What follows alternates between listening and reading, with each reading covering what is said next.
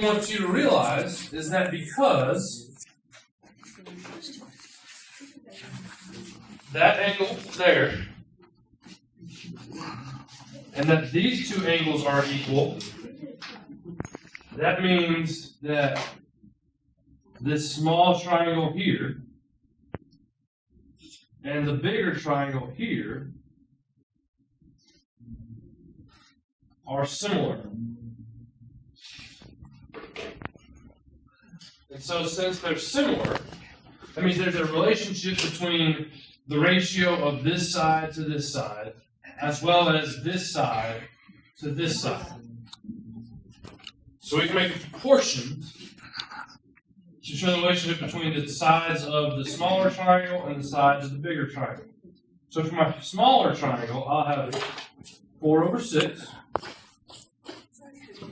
So I did this side first, so I'm going to do this side first to the big one.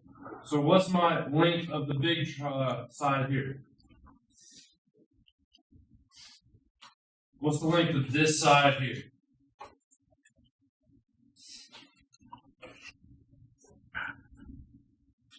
What's the length of this side?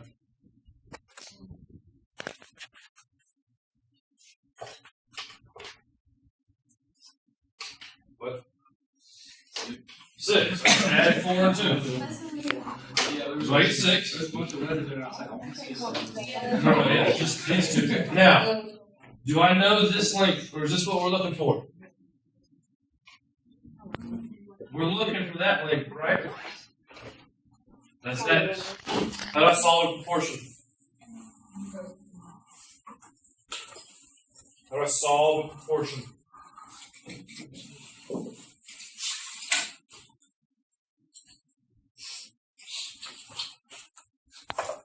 Come on, I know y'all know this. How do I solve a proportion?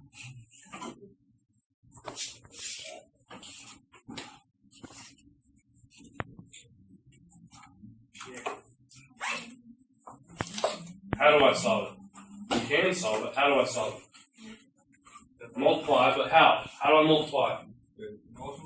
Cross multiply. So I would do 4 times x to get 4x equals 6 times 6 to get 36. How do I solve? Divide by 4. So x equals 9.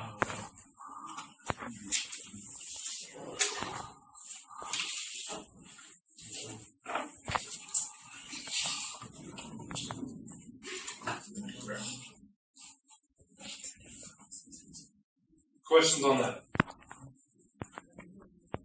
Alright, today, hopefully you picked up a worksheet that looks like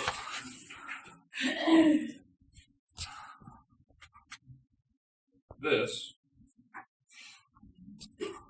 when you walked in. We're going to be using this worksheet for the rest of the week. Today we're talking about multiplying rational expressions. So we're piggybacking off of what we did before the break. We've got our rational functions, we've got our fractions that have our exponents in them. Now, today we're talking about multiplying these expressions. Not much is going to change in what we do. We're still simplifying, trying to find out what our restrictions are. So, for number 1, there's a couple of different ways I can solve this. The first way is I can either multiply everything out. So how do I multiply fractions? If I just had 4/8 times 3/2, how would I multiply that out? If I had 4/8 times 3/2, how would I multiply those two fractions? That's adding. I just multiply across. I do the same thing here.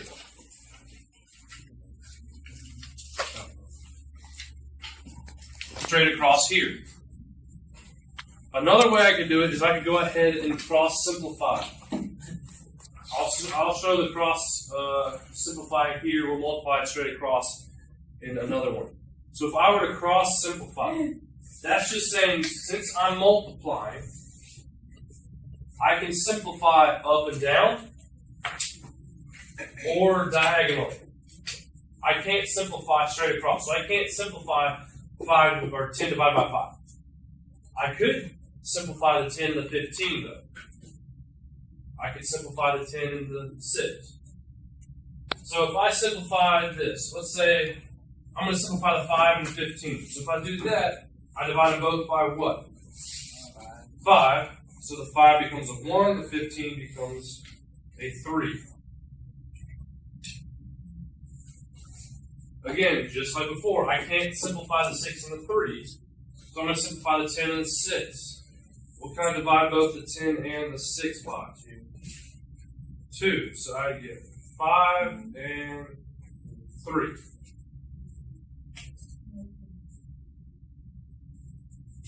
I can also simplify the x's, right?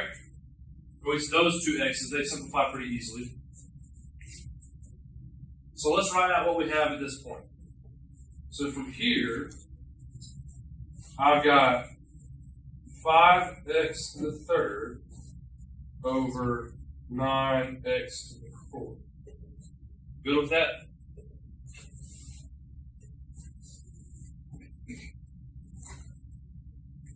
Now, for this, remember that's x to the third minus 4. We're dividing common bases, so we're dividing two x's and we subtract the x's. What's that give me? X to the what? What? What's 3 minus 4? Negative 1. 3 minus 4. 3 minus 4. Does that do? We don't like negative exponents, right?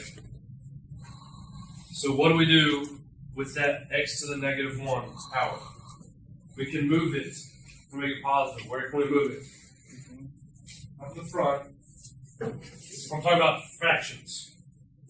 I've got two sides of a fraction, right? The top and bottom. So if I have x to the negative 1, it's already on the top. Well, I can move it to the bottom, and it takes away that negative sign. So this would be 5 over 9x.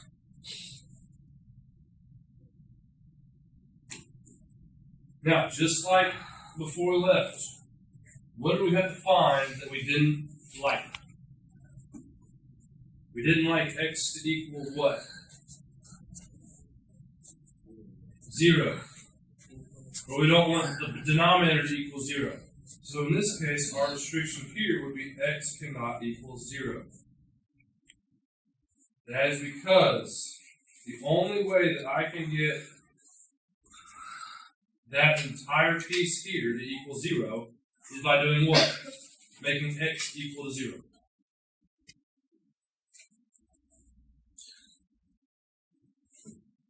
Questions on this one?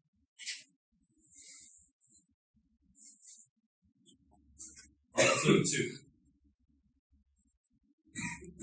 2 is just like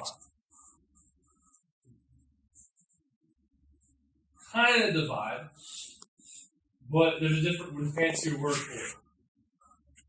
Y'all didn't really like it when we did it last week. What is it? Kind of like dividing, but I'm pulling stuff out. I'm doing what? Factoring. So to factor the 12x minus 4y, what can I pull out of that? What can I divide 12 and 4 by?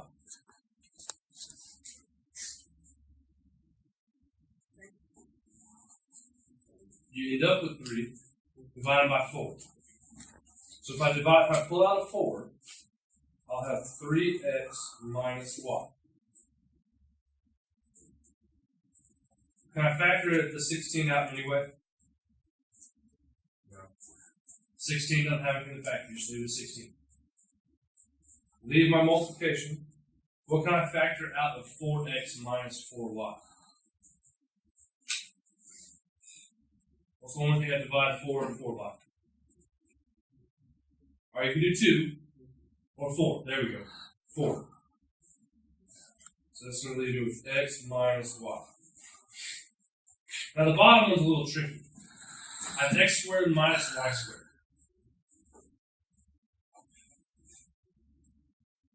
X squared is a perfect square. Y squared is a perfect square. So this is that difference of squares technique that we're using. What is the square root of x squared? X, what's the square root of y squared? Y. So this is that technique that we say x plus y, x minus y.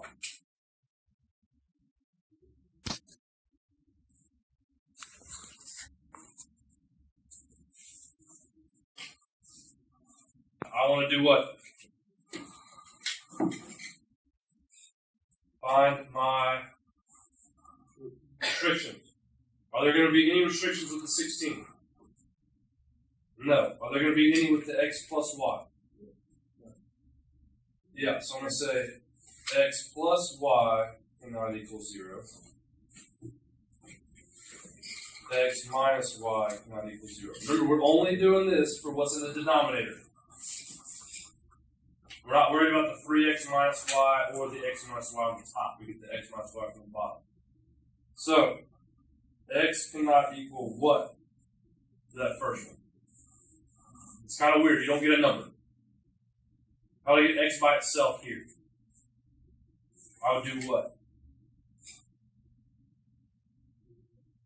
What? Take away y. So if I subtract y from both sides, x cannot equal negative y. So I can plug any number in for y as long as it is not negative.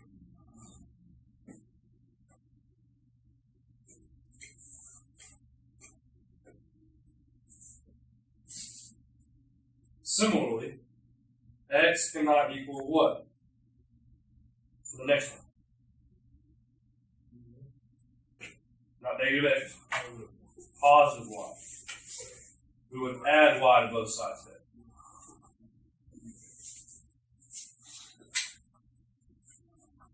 So this is saying x and negative whatever can't be the same number. So I can't have x be 4 and y be 4. Because then, x and negative 4. X and positive 4 can't be the same here. That's what that's saying. I can't have the same number plugged in for x and y. Then we can simplify it a little bit. What can we simplify?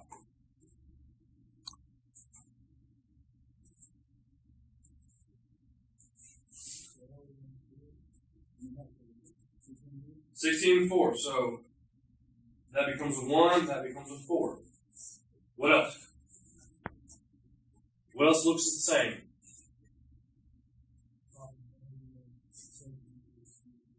Yeah, x minus y, x minus y. Is that it?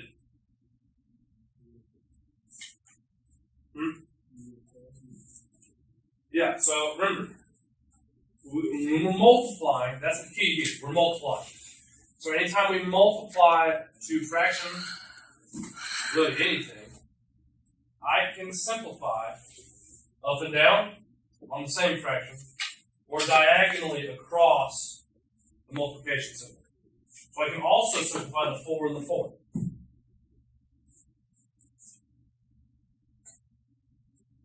So they become 1. So what I'm left with is 3x minus y over x plus 1. And then you're going to work on it. What type of fraction am I going to use for all 4 of these pieces? I have 3 terms, right? So what am I looking for? What am I looking for?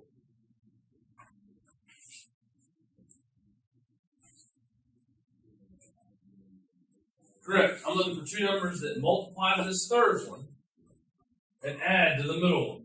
So like for this top part. Two numbers that multiply to negative 20, add to negative 1.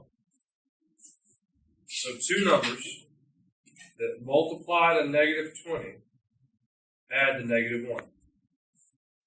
Well, what are some factors of 20?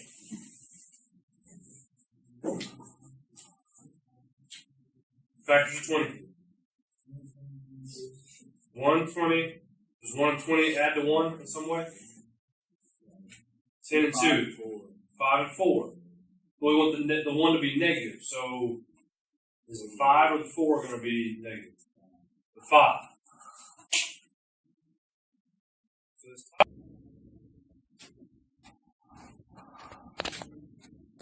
do the same thing with the rest of those. Then simplify. Do the same thing with the rest of those. Then simplify.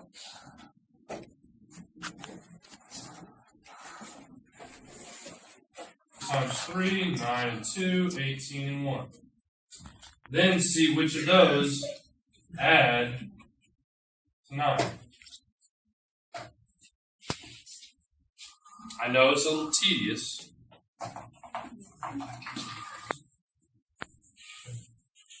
X plus 3. Now let's look at the bottom left. What am I looking for in the bottom left one?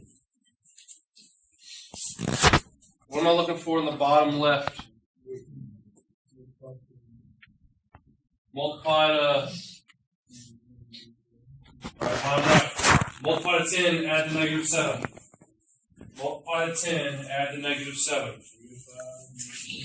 What is that?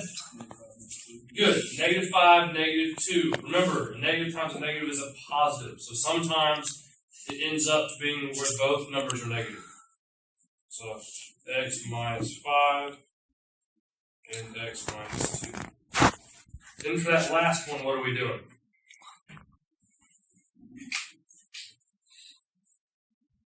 What are we doing for that last one? Looking for two numbers that multiply to what? 12, add to 7. Two numbers that multiply to 12, add to 7. 4 and 3. So x plus 4, x plus 3. Now, before we do anything else, we need to find our restrictions. How many restrictions am I going to?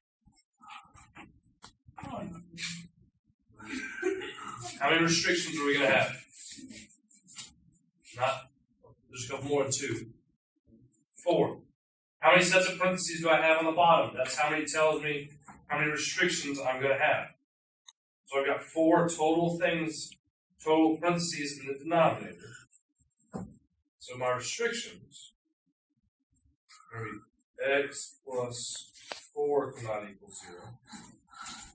X plus 3 cannot equal 0.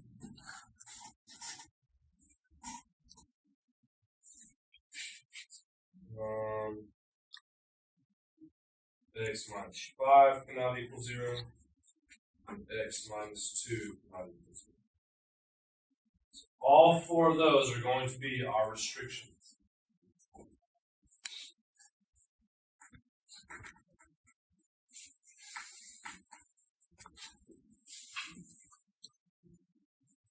So for that first one, x plus 4, what is x going to not, what do we not want x to equal?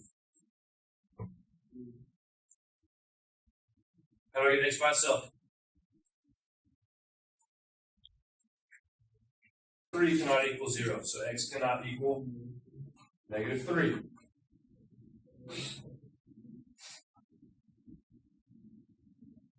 But x cannot equal positive 5.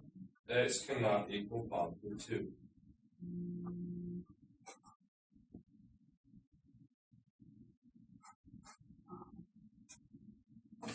Now the easier part.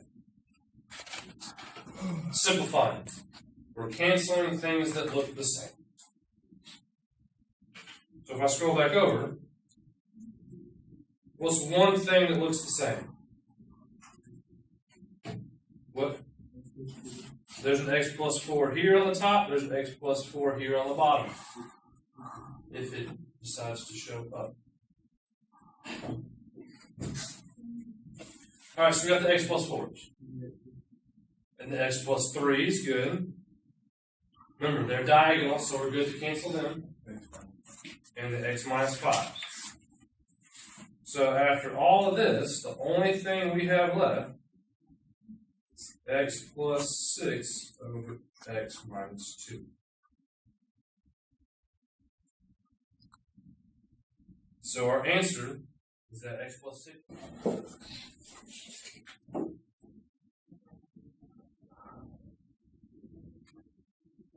Alright, you like to work with smaller numbers then, right? Raise your hand if you just multiply straight across.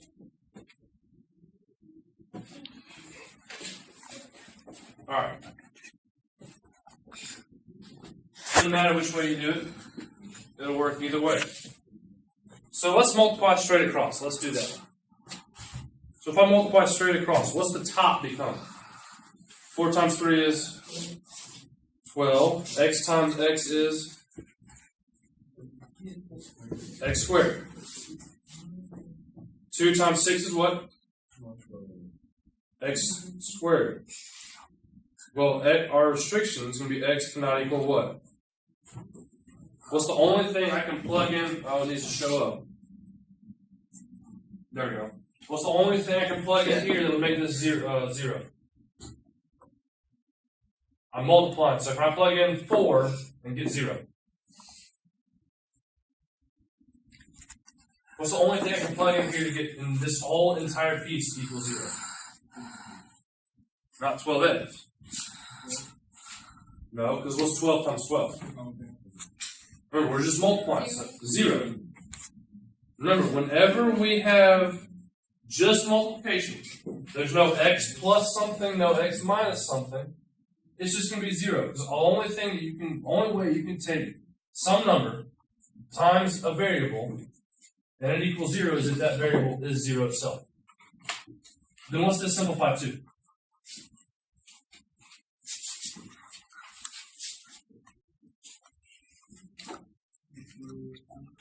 What's x squared divided by x squared? Not x.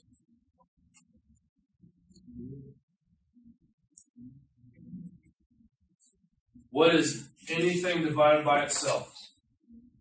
1. So remember, in the grand scheme of things, when we're canceling something out, what are we actually doing? We're dividing those two numbers, right? So 12 divided by 12 is 1. X squared divided by x squared is 1. So we get 1 times 1. Or 1 divided with the way you look at it. We get 1.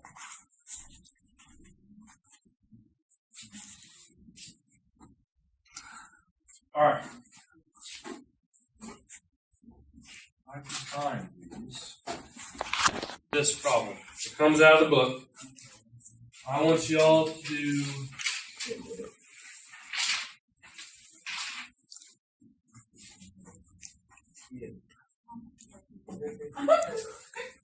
over